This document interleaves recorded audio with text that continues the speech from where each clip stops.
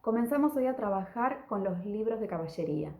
Dentro del mapeo general de la literatura del Siglo de Oro en su vertiente del género narrativo, los libros de caballería se van a corresponder a la literatura de tono idealizante. ¿Por qué hablamos de tonos? Porque su contraparte es la literatura narrativa de tono realista, cuyo mayor representante es El Lazarillo de Tormes, que comenzaremos a trabajar la semana próxima. Lazarillo corresponde a la literatura de tono realista porque no podemos hablar de narrativa realista. Esa denominación sería un anacronismo porque se corresponde con la novela decimonónica. Faltan todavía varios siglos. Entonces hablamos de tonos. Los libros de caballería entonces se corresponden a la literatura de tono idealizante. Es una literatura de fuerte anclaje medieval, cuyas características ustedes quizás no tienen absolutamente sistematizadas, no las han sistematizado en su recorrido por la educación superior, pero seguramente las conocen. Las conocen porque han pasado al imaginario popular y en muchos casos tienen reminiscencias en otras literaturas también, quizás lo han visto en literatura europea, y además hay muchas series televisivas contemporáneas que retoman tópicos de los libros de caballería. ¿Por qué los vamos a trabajar? Porque son importantes para comprender lo que viene después, sobre todo el Quijote.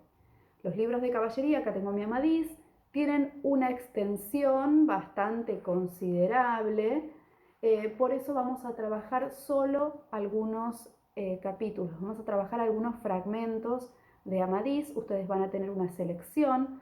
Quien lo quiera leer en su totalidad va a ser bienvenido, pero por lo pronto no es estrictamente necesario.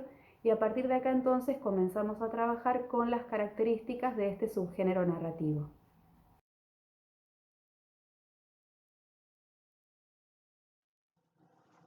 Lo primero que debemos hacer es una disquisición terminológica, porque no es lo mismo hablar de libros de caballería que hablar de novelas de caballería. Los libros de caballería son los que estudiaremos, que tienen un carácter fantástico y exótico, con una gran marca de inverosimilitud. Como ya mencionamos, también tienen una extensión mucho mayor que las denominadas novelas de caballería. En la época, como también referimos, el término novela va a aludir a relatos más breves. En el caso de las novelas de caballería, se trataba de aventuras de caballeros que intentaban hacer un retrato bastante fidedigno de la sociedad y las costumbres, sobre todo del siglo XV. El tiempo era próximo al de sus receptores, las tierras eran conocidas y había grandes marcas de verosimilitud.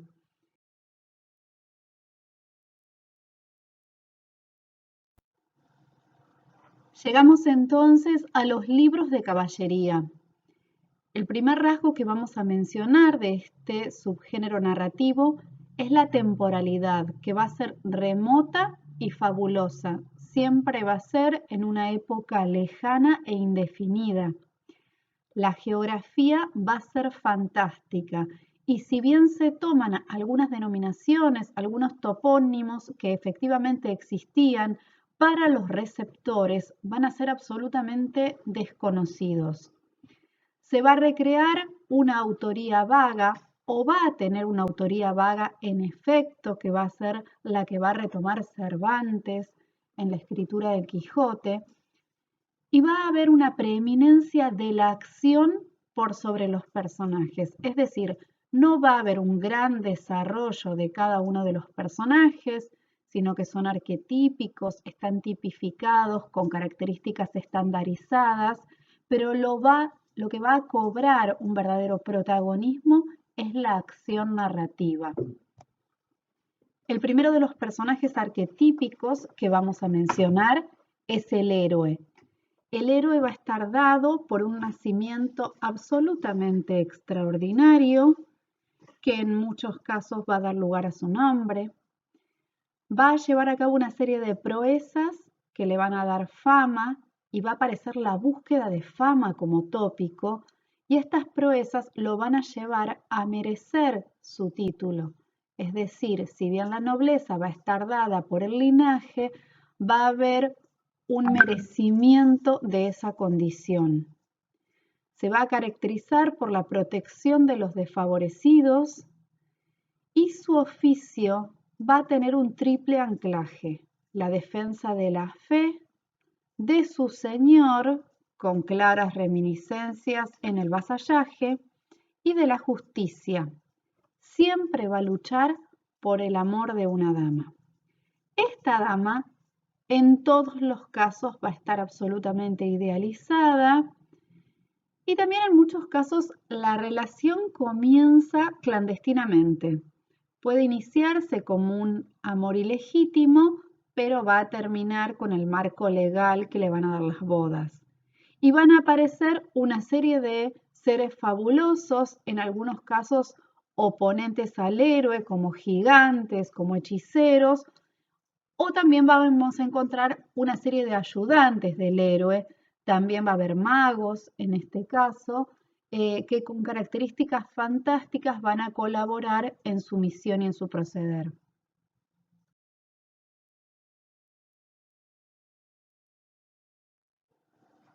El surgimiento y la consolidación del género de los libros de caballería tiene un correlato con el fin de la Edad Media y los comienzos del Renacimiento. Este correlato se corresponde con el pasaje de los ideales feudales a los ideales cortesanos. Entre los primeros se destaca una nobleza guerrera, una nobleza que efectivamente iba a combate, que vivía en el campo de batalla, que vivía en el castillo fortificado con sus grandes almenas y que estaba asignada por el analfabetismo. De ahí que existieran los juglares para la transmisión de este tipo de conocimiento literario. Por el contrario, cuando ya encontramos los ideales cortesanos, hablamos de una aristocracia caballeresca que vive en palacio y la vida palaciega es necesariamente ociosa, y del ocio surge la necesidad de evasión tras tantas épocas signadas por el factor bélico. De la mano de la imprenta va a aparecer por primera vez la figura del lector individual, porque surge el libro de uso particular. Si bien aparece también la costumbre de la lectura en voz alta, de que un solo lector lea para varios, ya va desapareciendo paulatinamente la figura del juglar, porque la nobleza cortesana ya no lo necesita. Esta nobleza va a ser la que busca obras un poco más livianas que los conduzcan a alejarse de la cotidianeidad por esta marcada necesidad de evasión.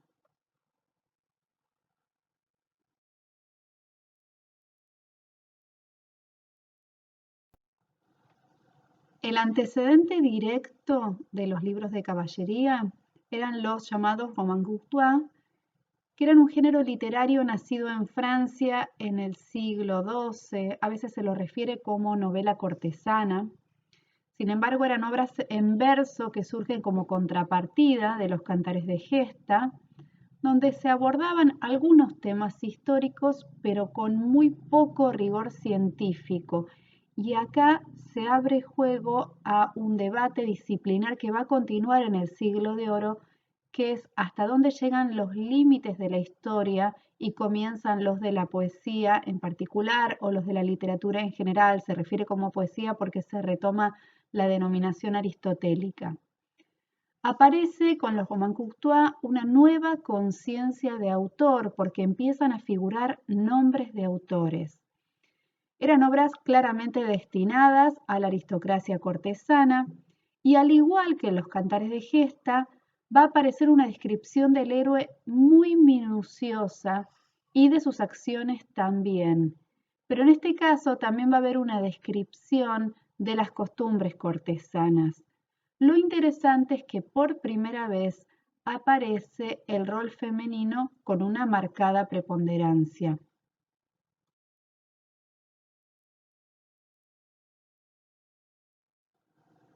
Estas obras, que eran en verso, temáticamente se van a agrupar en tres ciclos que ustedes conocen.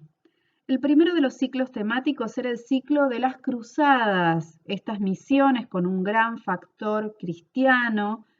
La más conocida es la búsqueda del Santo Grial, donde supuestamente, según la leyenda, José de Arimatea había recogido la sangre de Cristo. El segundo de los ciclos es el de la antigüedad grecolatina, la antigüedad clásica, que en muchos casos es retomada mediante un tamiz eminentemente moral del medioevo. Y el último de los ciclos es el ciclo de Bretaña, ese pueblo celta que necesitaba una figura a la altura de Carlomagno, y va a aparecer ahí entonces el rey Arturo con sus caballeros de la mesa redonda y la reina Ginebra, Guinevere, etc.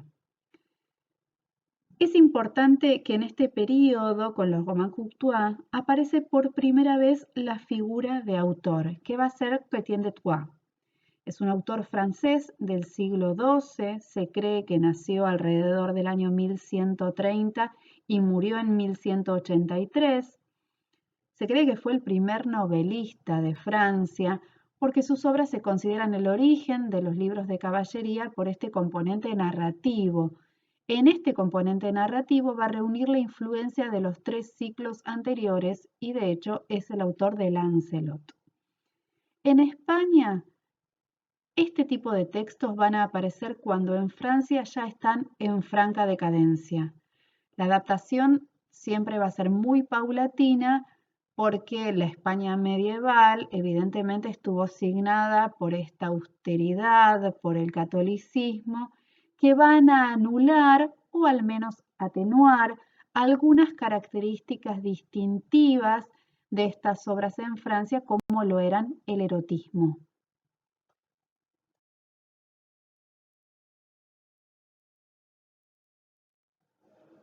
Vamos entonces a ver a continuación cuáles fueron los mayores exponentes de libros de caballería en España.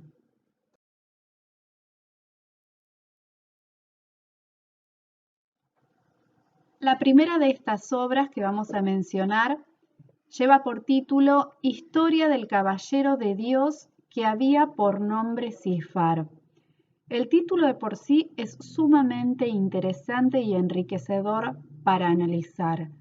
Primero, la falta de determinación genérica. Se habla de historia. Tengamos esto presente porque lo vamos a volver a encontrar. Luego, el caballero de Dios, un gran componente cristiano evidentemente, que había por nombre, esa fórmula muy medieval, Cifar. Ese nombre evidentemente no es español, tampoco es francés de donde venían este tipo de textos, sino que es un nombre evidentemente con reminiscencias árabes. Entonces ahí va a estar los 7 siglos de influencia en España muy presentes. La historia del caballero de Dios que había por nombre Cifar es un protolibro de caballerías, porque es un estadio muy primitivo de la forma episódica que van a tener los libros de caballería. Aquí aparece la técnica que se llama de enfilage, porque el personaje va a ser el único nexo que va a unir todos los episodios que no tienen una concatenación lógica y donde no va a haber una evolución psicológica del protagonista que recién vamos a encontrar en la novela moderna. Este tipo de técnica tenemos también que tenerla presente porque vamos a encontrarla en muchos textos posteriores de la narrativa que vamos a estudiar. Esta cuestión de que el personaje protagónico es el único nexo y por lo tanto los episodios se vuelven intercambiables por la falta de un orden lógico. Recupera esta obra múltiples fuentes, así como aparecen múltiples referencias en su título, y data del siglo XIV. Tenemos que tener siempre presentes entonces que los libros de caballería en España van a tener un mucho menor tono sensual que los libros franceses y sí van a tener interpoladas muchas reflexiones y muchos requisitos morales.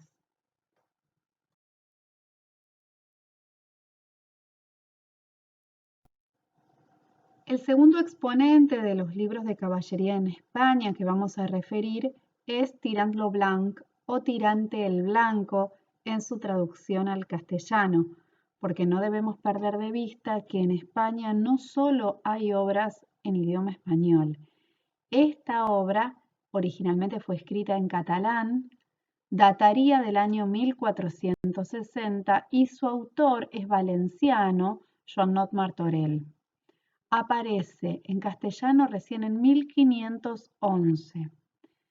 En realidad no es un libro de caballería, es una novela de caballería porque tiene una marcada verosimilitud, que vimos que es una característica que no va a aparecer en los libros de caballería.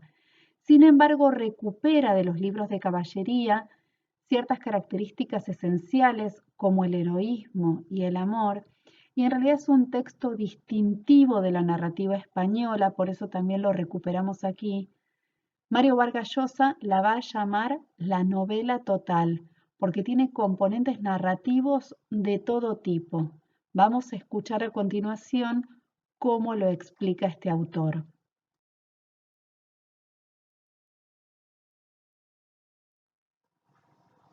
Leer libros de caballerías en el siglo XX por Mario Vargas Llosa.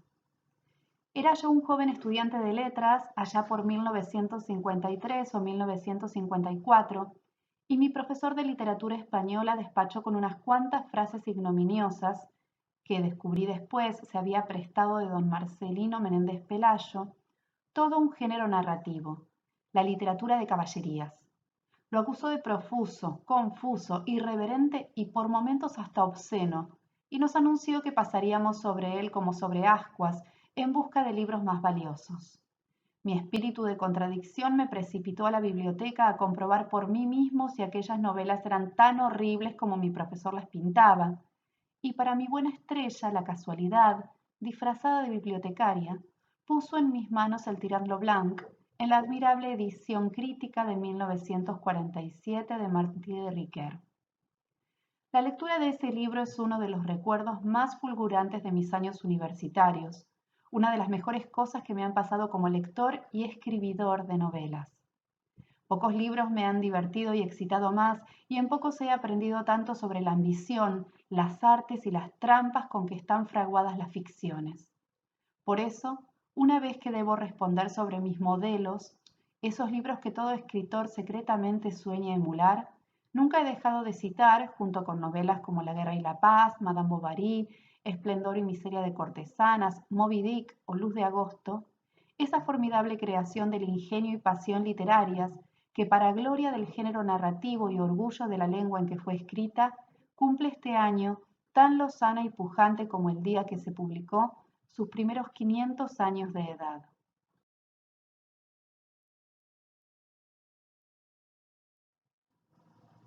El Quijote estampó un sello de desprestigio sobre el género de caballerías del que nunca se ha recuperado. Pero la culpa de ello no la tiene Cervantes, sino sus exégetas y comentaristas, al decretar que su mérito mayor había sido enterrar toda una corriente literaria.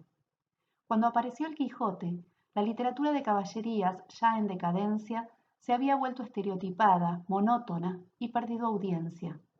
La aparente burla cervantina de sus exageraciones anecdóticas y enredos estilísticos tenía cierta justificación, pero en la tradición caballeresca destacaba un buen número de libros de rica elaboración imaginativa y audaces arquitecturas que quedaron también sepultados, en confusión innoble, bajo la lápida que, según sus intérpretes, plantó el Quijote sobre el género. En verdad, si algún libro, metafóricamente hablando, enterró a la novela de caballerías, fue Tirant lo Blanc, porque con el libro de Joanot Martorell el género alcanzó su apogeo y se superó a sí mismo, en una ficción más rica y más compleja de lo que las convenciones formales y los tópicos temáticos de la novela de caballerías permitían. En comparación con él, todos sus congéneres, aún los más logrados, como el Amadís de Gaula, parecen primitivos, meros anticipos de la obra maestra catalana. El Quijote la menciona de manera sibilina, la llama por boca del cura en el célebre inventario de la biblioteca de Alonso Quijano, primero el mejor libro del mundo, para luego afirmar que por haberlo escrito merecería que mandaran a su autor a galeras de por vida. Pero no hay duda de que Cervantes conocía la novela y que había leído también con provecho muchas muestras de ese género que, según confesó en el prólogo a la primera parte de su libro, quiso ridiculizar.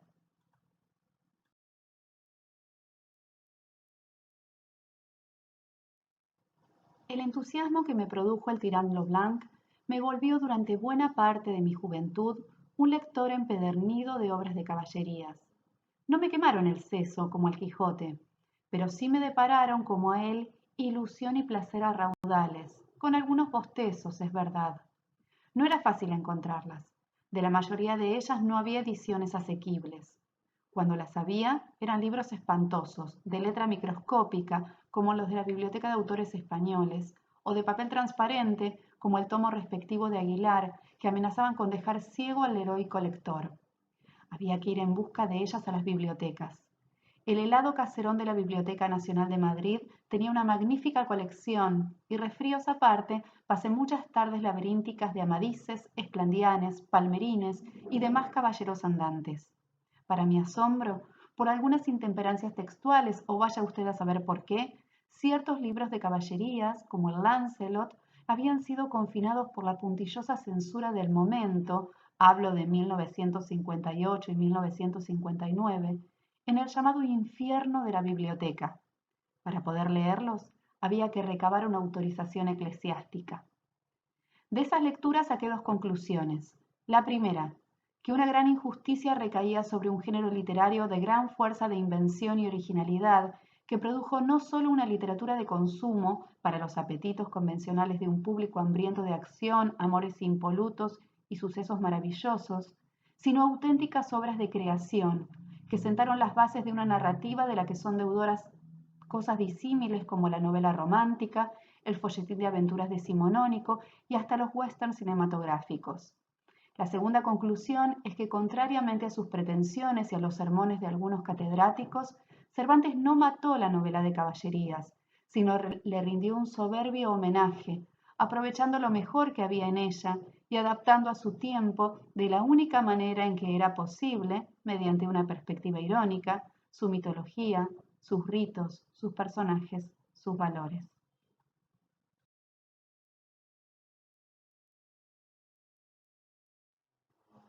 Acabamos de ver entonces la perspectiva de Mario Vargas Llosa acerca de el género de caballerías en general. Vamos a volver a esta perspectiva cuando abordemos el Quijote propiamente dicho, porque vamos a ver que en el prólogo Cervantes anuncia que va a cometer ciertas acciones sobre el género de caballerías y luego es posible dilucidar si efectivamente las llevó a cabo o no. Hay algunos autores críticos que consideran que Cervantes efectivamente fue contra el género y hay otros de la partida de Mario Vargas Llosa que consideran que le rinde un homenaje con el Quijote. Cuando estudiemos entonces la narrativa cervantina, vamos a volver a esta cuestión. Vamos ahora al tercer exponente de los libros de caballería en España, que va a ser Amadís de Gaula. El Amadís representa la consolidación del modelo en España porque implicó un gran éxito, siendo que en el resto de Europa este género ya estaba en absoluta decadencia. No hay una figura autoral porque no se sabe de cuándo data el libro original. Y acá vamos a hacer una salvedad. Hablar del libro hoy en día para referirnos a una obra literaria es algo erróneo porque nos estamos refiriendo al soporte material. Pero en este caso vamos a hablar del libro porque justamente el subgénero narrativo al que corresponde lo lleva en su denominación. Bien, entonces el libro original no se sabe de cuándo data, se supone que es de fines del siglo XIII y no va a aparecer entonces una figura autoral clara. Lo que va a aparecer es un refundidor con una identidad que aparece por momentos velada. Esto por primera vez aparece en la edición de 1508, que es de Zaragoza, bajo el título Los 4 libros del virtuoso caballero Amadís de Gaula. Es decir, son 4 tomos y el primero de estos tomos lleva un epígrafe que dice corregido y aumentado por Garci Rodríguez de Montalbán. Garci Rodríguez entonces va a ser la figura del refundidor, que según él mismo anuncia, lo que hizo fue corregir y aumentar la edición. ¿Por qué? Porque lo que hace es un proceso de revisión, o por lo menos es lo que anuncia que hace, y lo que va a incorporar es un último libro que sí es de su autoría, que es Las Sergas de Esplandián. Esplandián va a ser el hijo de Amadís, entonces acá empieza la sucesión. Esta refundición implica ciertos problemas. El primero es quién es este refundidor. Su identidad es bastante velada, como ya hemos dicho, y de hecho en las ediciones posteriores va a aparecer con otro nombre. Va a aparecer como Garci Ordóñez de Montalvo, en una continuación que fue publicada en Roma en 1525, va a aparecer como Garci Gutiérrez, es decir, ya su identidad implica ciertas contradicciones. Y él mismo llevó a cabo una serie de acciones sobre el texto que propiamente va a anunciar y va a detallar, como veremos a continuación.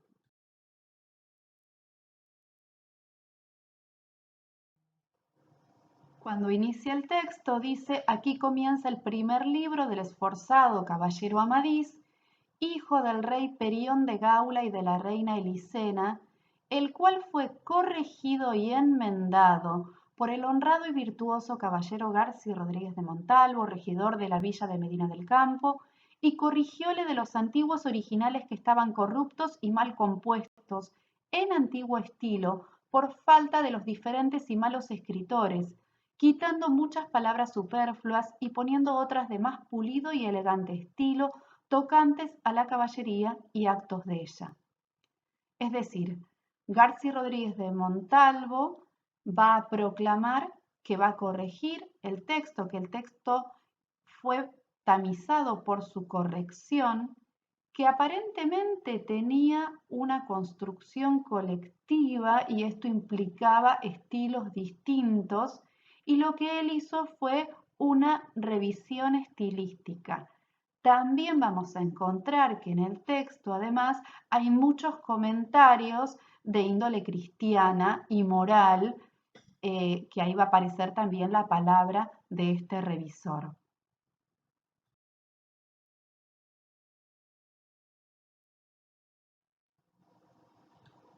Amadís de Gaula tiene una modernización progresiva en su lenguaje y en su estilo.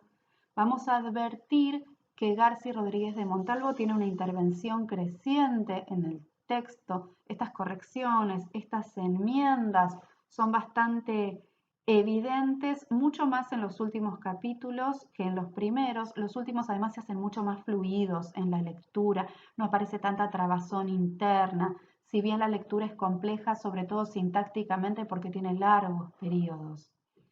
Va a haber interpolación, como dijimos, de reflexiones morales que también son crecientes y que son propias de la literatura de la época.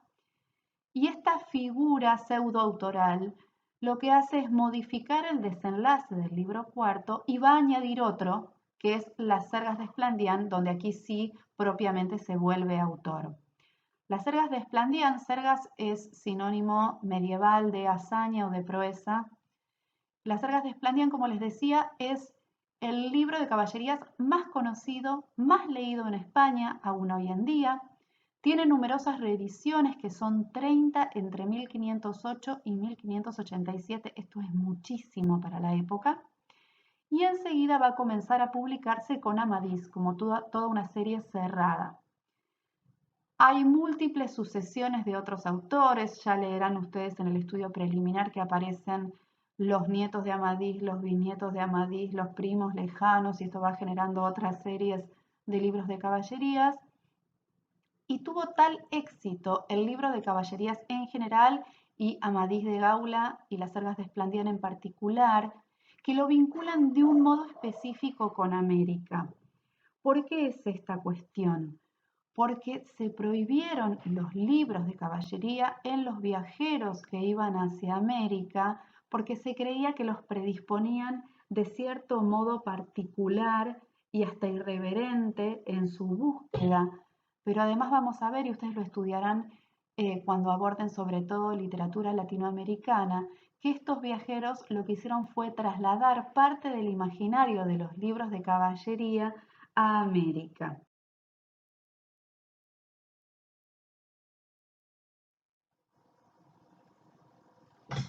Aquí les proponemos entonces un recorrido de lectura particular.